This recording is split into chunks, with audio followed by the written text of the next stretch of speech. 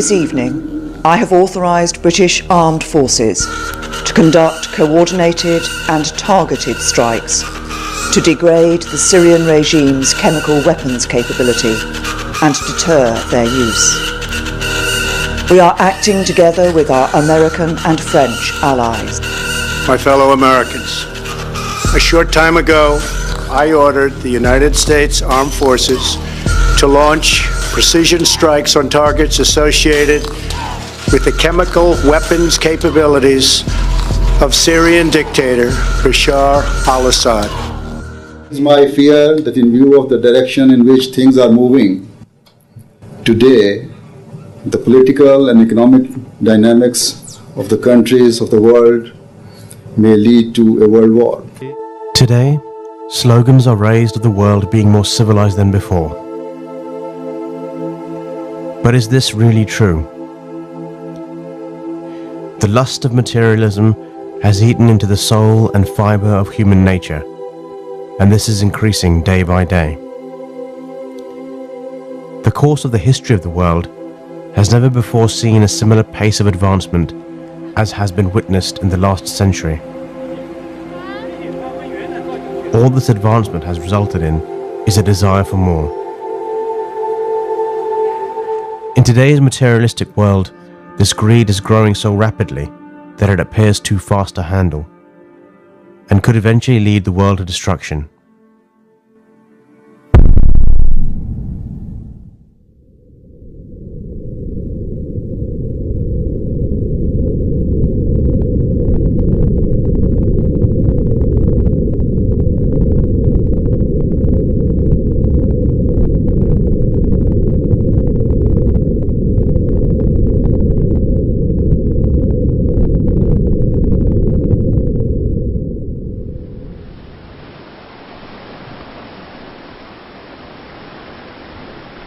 The Creator of the universe has always provided a practical way of establishing harmony among nations. 1400 years ago, God spoke through his messenger, Hazrat Muhammad sallallahu alaihi wasallam, and revealed the key to establishing a harmonious environment. This same message was relayed by the awaited Messiah. Today, the world is being jolted again through the words of the supreme head of the worldwide Ahmadiyya Muslim community, Hazrat Mirza Masroor Ahmad, about the catastrophe the world will see if it is not just in its dealings. I will, God willing, always continue to carry out my task and my responsibilities of promoting peace, tolerance, justice, and compassion to the corners of the world. This voice has reached the public. It has reached ministers and parliamentarians. It has reached the leaders of the world. These words have been conveyed through letters to those who can make a change.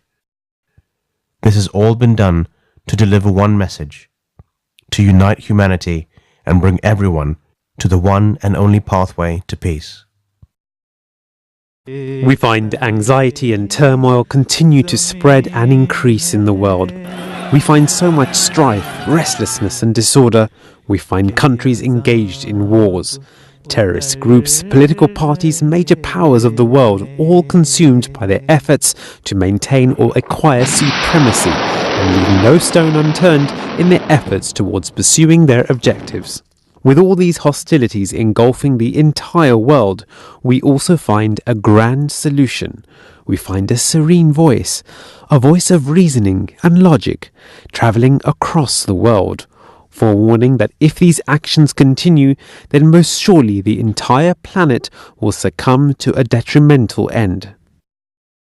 If the major powers do not act with justice and do not eliminate the frustrations of smaller nations and do not adopt great and wise policies, then the situation will spiral out of all control, and the destruction that will follow is beyond our comprehension and imagination.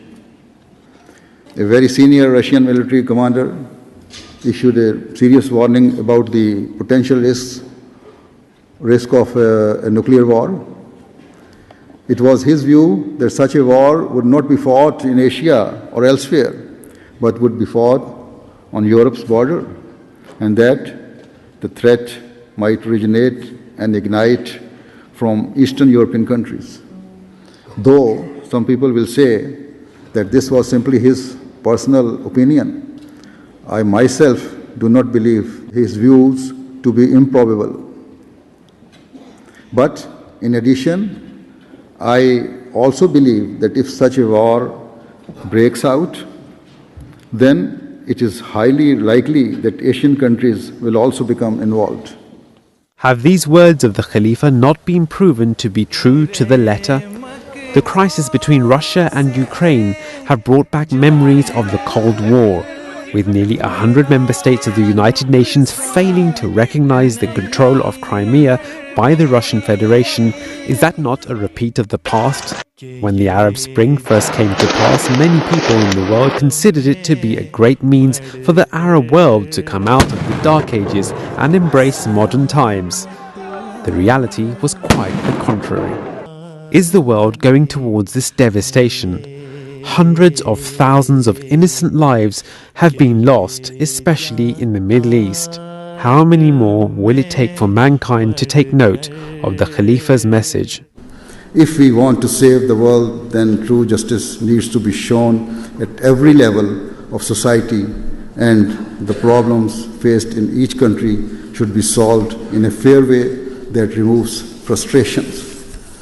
No country's wealth should be looked upon enviously, and mutual policies should be made to help one another. Most importantly, the world must realize that it has forgotten its Creator, and they must come back to Him. Only when this happens can true peace be established, and without this there can be no guarantee of peace. I have spoken many times previously about the horrific consequences of another global war, and perhaps it will only be after such a war that the world will come to realize the destructive results of the unjust policies that were made only to satisfy personal ambitions and vested interests. I hope and pray that the world comes to its senses before such a disaster comes to pass. I hope and pray that the world comes to recognize and accept its Creator. With these words, I seek your leave. Thank you very much. Thank you very much.